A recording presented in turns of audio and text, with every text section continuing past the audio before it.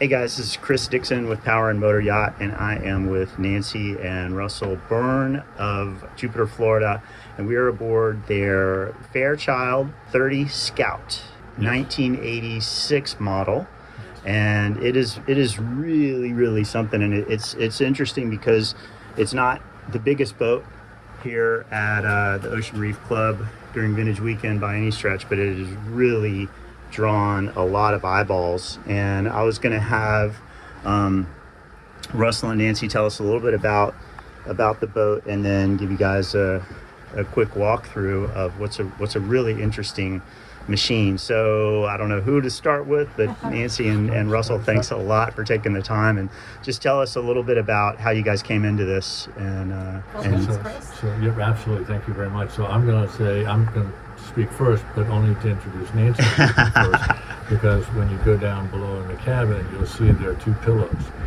One pillow says Captain Russell, and the other pillow says Admiral Nancy. So I think the Admiral should speak first. I love it. That's great. This is great. We have enjoyed this boat that we got as a COVID purchase in 2000, and it has been terrific and easygoing. We've done a little bit to it, including the ceiling and the fabric, which features this same boat, which is terrific. And we have enjoyed spending time and relaxing, and just being, I want to say, close to nature, just like we are now. And this boat is, as you guys said, it was built in '86 out of fiberglass, very thick fiberglass, right? But it was inspired. Talk a little bit about how I guess the original or the builders were inspired by boats from the 1920s and 30s, right? Right. So the information we get regarding that is from an article in the Nautical Quarterly, right, which is a sort of a prestigious marine magazine from the 50s, 60s, 70s. And the boat made its debut at the March 1980 Newport. The boat made its debut in Newport. Gotcha. The 1980 to 1979 boat. Okay. And in that review, it says that a fellow named, so the names probably aren't not necessarily important, but a person wanted a boat commissioned by this particular naval architect, and he said, I want it to be a modern boat. I want it to be a fiberglass hull, and I want it to have a nice current diesel engine. Right. I want it to be an easy, efficient, modern boat, 30 to 32 feet long. But I want you to draw your inspiration for your naval architectural renderings. I want your inspiration to come from the Matthews and the Elcos of the 30s and the Lake Union dream boats out of Seattle, Washington. And it really does. There's so much resemblance there. Well, what about in the article how it says that it is bordering on being too pretty? One of the reviewers in reviewing it for the Nautical Quarterly magazine said the boat verges on being too beautiful. Wow. That's a great one. And this it does. is one of the earlier designs. And that's 45 years ago when they're saying that about this boat. And then here we are today at Ocean Reef, and there are some very beautiful boats here. Seriously Beautiful, large, exquisite yachts. And it wouldn't be too humble to say that we could be the tender for some of these boats. and yet we've had tremendous response from the attendees here. Yeah. And I think they like it because the cabin is much more sizable than you might imagine from the exterior.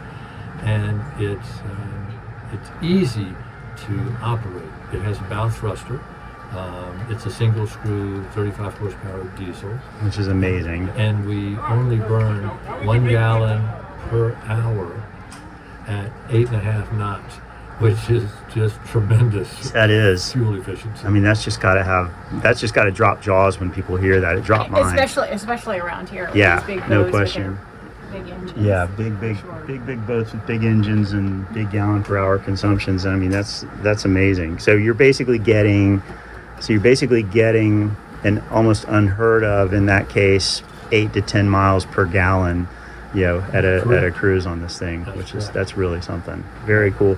Well, so in terms of how it's sort of outfitted, upfitted, etc. I mean, this was this was all installed on the boat. This is all original. All original. Gotcha. And the motor, it came with a Beta Marine motor. Is that right? Or no, it has a Beta Marine motor now. So right? when I say original, the panel is original. Okay. The original engine was a Perkins, but the Beta, which is a Marinized Kabuto engine, was installed in 2013 by 2 owners ago. That autopilot that you just went past was also installed in 2013. Okay. And when we were bringing the boat back from Alabama across the Gulf, that autopilot was a godsend. I don't doubt it.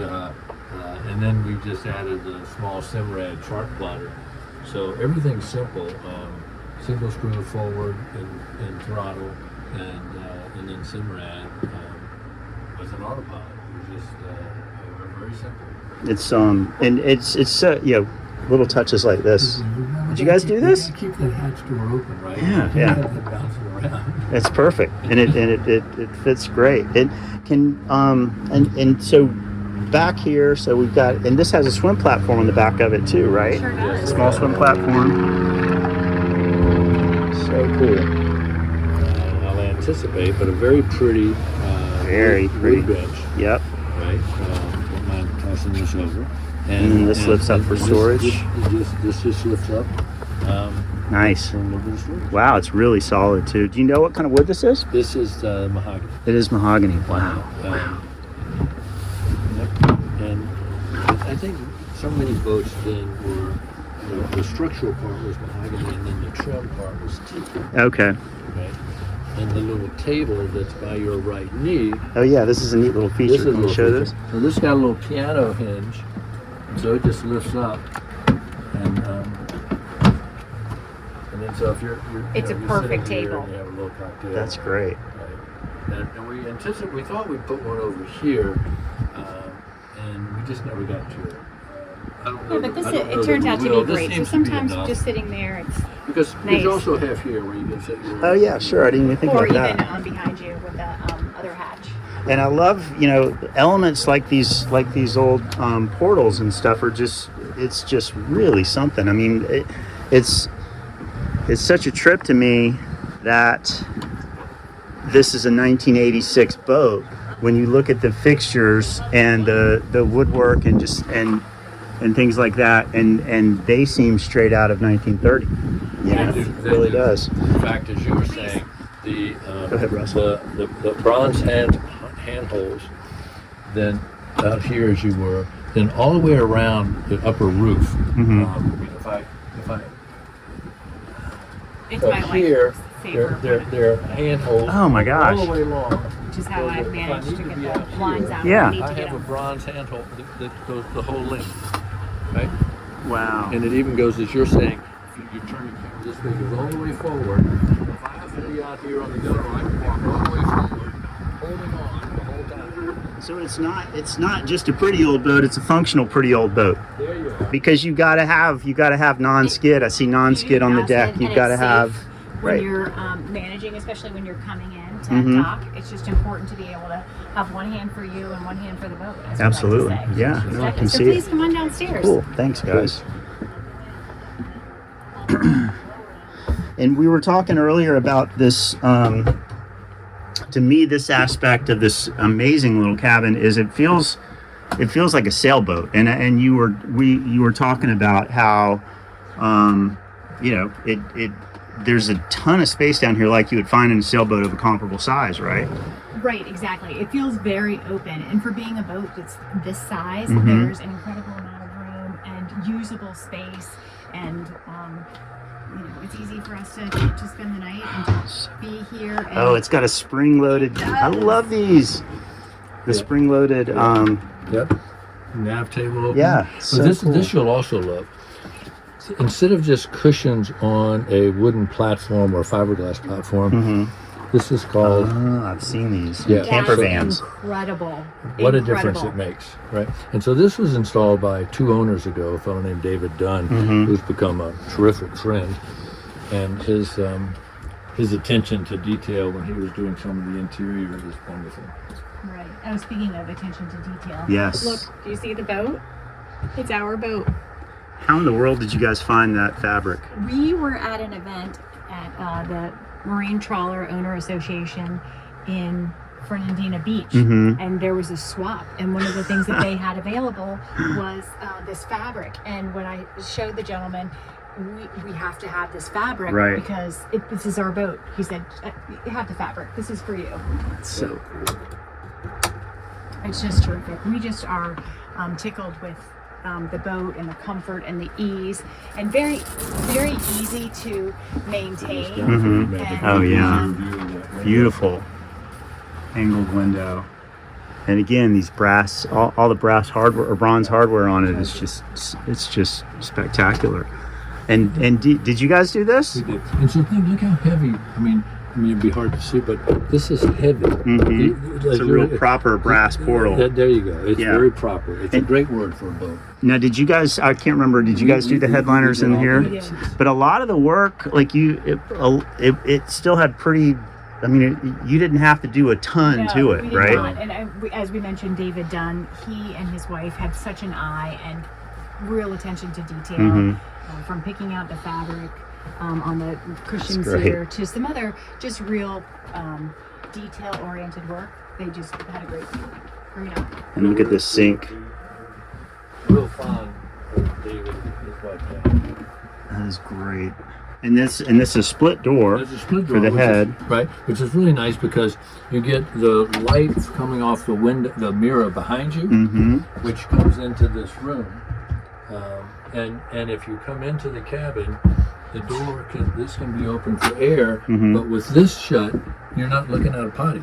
So when you come down the companionway steps, you don't want your first view to be a potty. Exactly right. So that's sort of again nice aesthetic design. And you guys don't, you don't have a shower. You just use a hot water, an engine heated hot water setup that you have on the main deck for showering and such, right? Exactly. And, gotcha. We have canvas enclosure, so it's private should you want to. Cool. Yeah. Absolutely. And of course, being in a place like this, it's easy. That has our silverware and our little objects. And I love how they lock in place, they lift, this and is a real sink refrigerator. is beautiful. Oh wow. Okay. Cool. Yeah, and our you can open up That thing must sip electricity. It too. does. That is super well Just little insulated. cabinets. We're not always the neatest, but there's some cabinets. And again, to your point about the solidity of the hardware and such. Just feel the weight of that. Wow. Oh my gosh.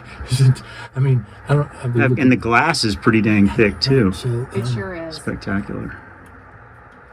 All right. There you go. Wow. Big buckles. That's a proper boat. And our little baby boat from the wallpaper. No, it's great. It's really something, and I think it's also an interesting sort of testament, I guess, to the ethos of a lot of the people here, that you guys have gotten as much interest as you have from folks on the boat. People who people who were walking around, talking about this thing and wanting to stop in and check it out, and it's so interesting to me. It's almost like there's this kind of resto mod quality to it, where people will take an old car and put in a new chassis or brand new very new school suspension and a new crate motor. This doesn't necessarily have that, but the whole idea being it's an old car but it has modern functionality and safety, and that seems to be kind of what folks were getting at with this. But what's interesting there is that if you take that old vehicle and put in the new engine today, these folks were taking the old design 45 years ago. So it's not like in 2020 you took a 1957 Chevy and put in a new 2014 Chevy engine. This is in 1986. They were taking a design from the 1930s. Right. And that's still the design. It's still the design. Right? Real classic. Real classic, but making it out of the best materials available then, and even overbuilding it with that heavy fiberglass. No balsa, no coring, no foam, solid fiberglass. Solid fiberglass. And so the only thing that's really been modernized, if you will, from initial construction of the boat was that the engine was replaced in 2013. And it actually got smaller. It went from a 50 horsepower Perkins to a 35 horsepower Beta. Which will still give you a 10 knot cruise. That's right. And is the hull of this, is it fairly flat? Is it V-shaped? Like, do you have sort of a... Actually, this doesn't show it. Oh, okay. It has a... It has It's got a flat bow. Yeah, a very, very sharp entry bow. But it has a keel, 2.5 foot keel. The boat weighs about 12,000 pounds. 12,000 pounds. Some substantial portion of that is the ballast in that keel. And that keel runs at a depth that protects the prop. That's great. So that the prop, if we run aground, we're not bending blades on this big bronze prop. Gotcha. And and I forgot to mention. I'm sorry. No worries. The other thing that was added was a bow thruster. Right. And that's got to be a game changer for this thing. Two owners ago, David Dunn added the bow thruster, and he and I have become buddies of sorts. And the whole idea that you're going to take a circular saw, a hole saw, and cut a hole.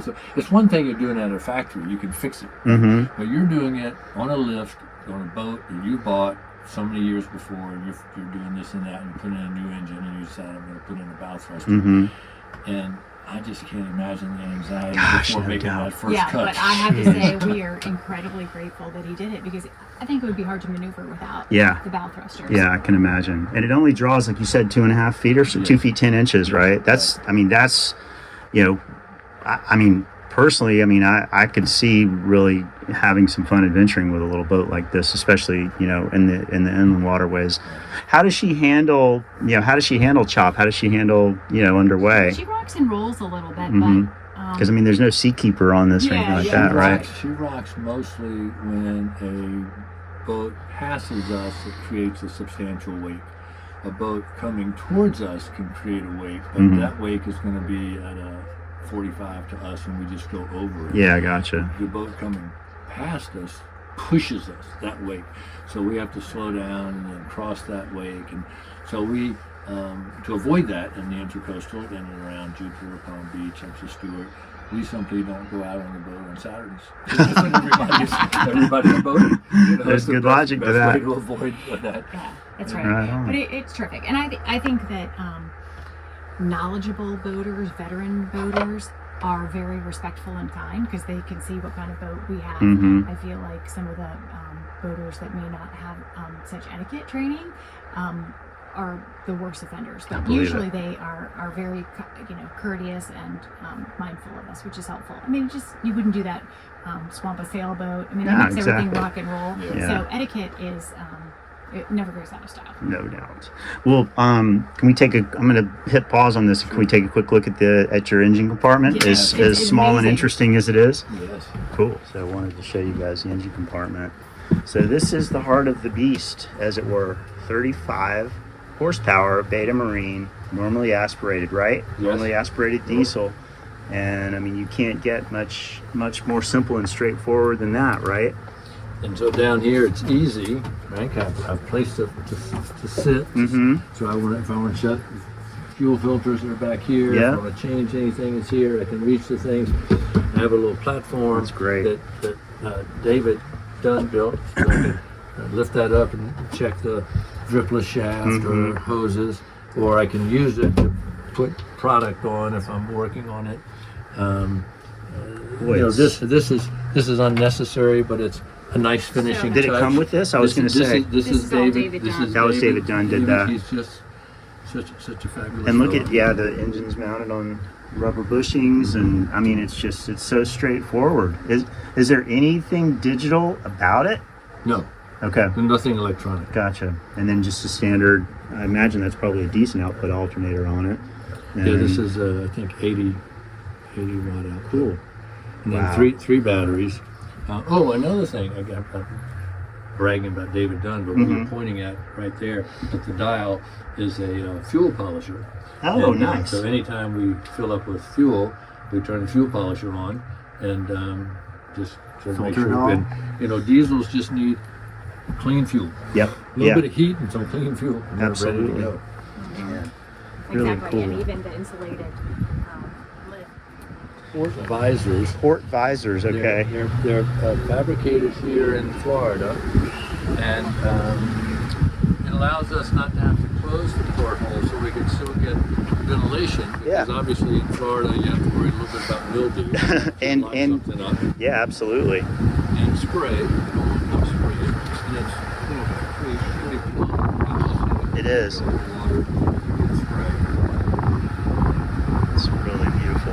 And then as far as so this was, did you guys have to do any mods We to did the some windows or anything like that? Just refinish it. Refinished it. And then there's a little bit to go, but we're, yeah. And then Russell, to your point, you've got these grab rails everywhere Yes. up here. And then do you ever store stuff up on the roof as well? Seems like you could, if you needed to. Yeah, but I think that if somebody wanted to store, Yeah, we thought about doing our boat, our bikes at first. if you want to put paddle boards or kayaks or something up here, it'd be easy to do. Yeah, But absolutely. We don't.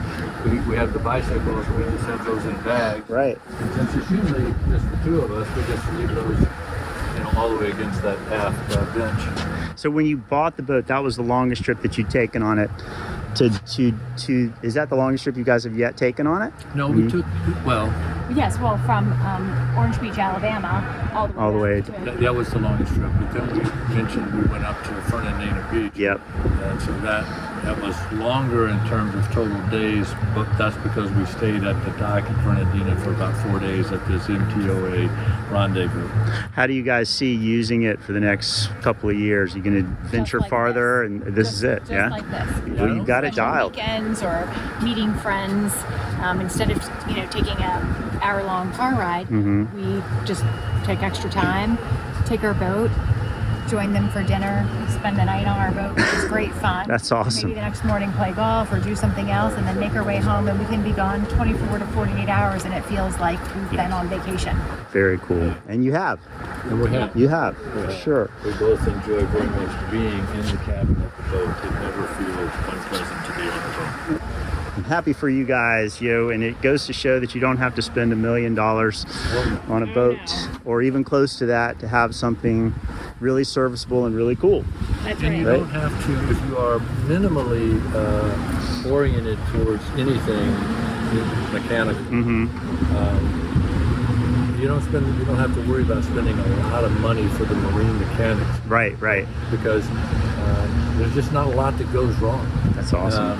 And if you just get a book, read a book, take a 2-day seminar, you'll know all about exchanging fluids. If you look up on checking fluids. YouTube, if you want to find how to do something, people. So much of it's post there. videos. So It's so- people so are great. reluctant to get into something that's a little larger than a little outboard. Mm-hmm. Although I think a little outboard is marvelous.